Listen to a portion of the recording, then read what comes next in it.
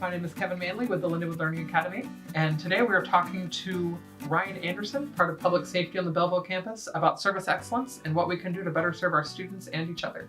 So thank you for joining us. You're welcome. Could you please take a moment just to introduce yourself and talk a little bit about what it is you do? Absolutely. So I'm Director of Public Safety, Ryan Anderson. We are responsible for safety and security of faculty, staff, students, stakeholders on campus. We're 24/7, 365, so we're responsible for the safety and enforcing the student conduct code and making sure that we provide a safe and secure environment to the campus community. Yeah. So how did your career path lead you to public safety at a university? So it's a long journey to get to where I'm at now. I started out in probation for 10 years and then got into law enforcement, and I was actually a member of the Cops for Credit program that was offered here at Lindenwood University, Belleville. Did that and pursued a master's degree, and then was offered a job as assistant director 2014. Took on the position, and we actually created a public safety department because we relied primarily on Cops for Credit, which was cops that came on and did security for tuition, more or less. It was like a grad assistant program. That's what made up public safety, and so I was on the ground floor. I really enjoy working with students and faculty and staff to better not only them but better the university and keep that alumni pool going.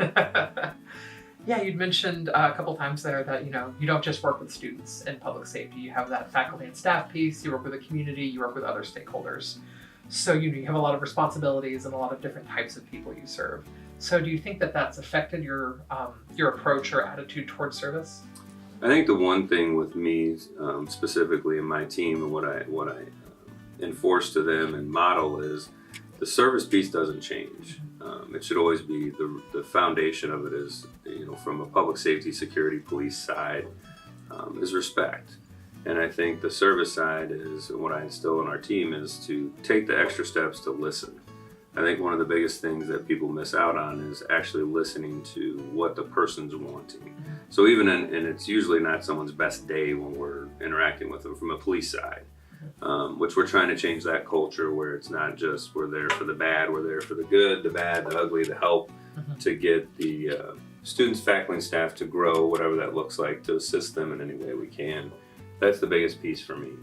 So it doesn't change the delivery of service. It should be rooted in, respect first. And then for me, the second piece is actually listening to what the person needs. Like, how can you help them? Well, again, whether, some of the situations when I've dealt with students, the best thing is when you listen to them and you help them, those are the same students that come back to you for help, come back to you when they run into a bump in the road and they need help in some other area because they trust you because of the way you interacted with them that first time. So it doesn't change. It's all rooted in respect. Yeah. So it sounds like you're starting with respect, and then finding excellent service through listening and through empathy to build trust with students. Absolutely. So, do you have any advice that you wish you could give your younger self as you started, into law enforcement? You mentioned Cops for Credit at one point. Absolutely. The one thing, when I started out in probation, I had this idea that I was going to change the world. I think if I had advice to give my younger self is just stay the course. I feel like sometimes people in law enforcement specifically get a little jaded, maybe lose sight of the big picture. And I did. I don't hide behind that. I definitely lost sight of the big picture at times. And I came back. And I think I would just tell my younger self, hey, stay the course. It all pays off in the long run. So what's been your greatest career success, do you think? And not to overgeneralize it, I think it's when someone that I've interacted with, whether it be a year later, even 15 years later, seeing someone I've interacted with on whatever that level is in the professional capacity, come back and thank me. It hasn't happened often, but when it does, it's okay, I did it right. It is definitely I do take that side of my professional career personally. I take a lot of pride in that. More recently, we dealt with a student that had some disciplinary problems. We talked to the student, actually myself and Dr. Jones, we sat down, we listened. to the things going on in the student's life. There's a lot more to the story than was presented. And this student, we kept him in school. We kept him on the course. He stayed the course with us together. He stops in once a week, and we actually just got him a job as a student worker. And he stops in every week, thanks us every week.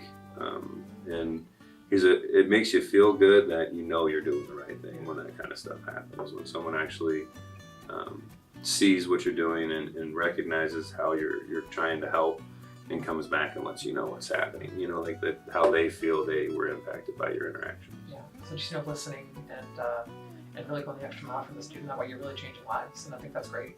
Absolutely. So did you have any other final thoughts that you wanted to leave the university with, or any other anything going in your head right now? Yeah, I think, and there's a lot going on. I think the big picture for me is in interacting with different faculty and staff, and even the students. You know, we have a pretty strong team in the sense that I feel like when we talk about things, they're bought into a commitment to service. And I think my final message would be similar to what I said before about stay the course. You know, people take things and differently. Everybody absorbs a different perception of an event. But if you stay the course and give people the value and listen to their needs, that's the stuff that matters. That's the stuff they remember and talk about to their friends, which then sets Lindenwood apart from other institutions. There's enough options out there. Stay the course and you know, just commit to being better. That would be my final send off. Well, thank you so much for your time and for your advice. Like, that's what you had to say was great, so I appreciate it. Absolutely, you're welcome. Thank you for having me here.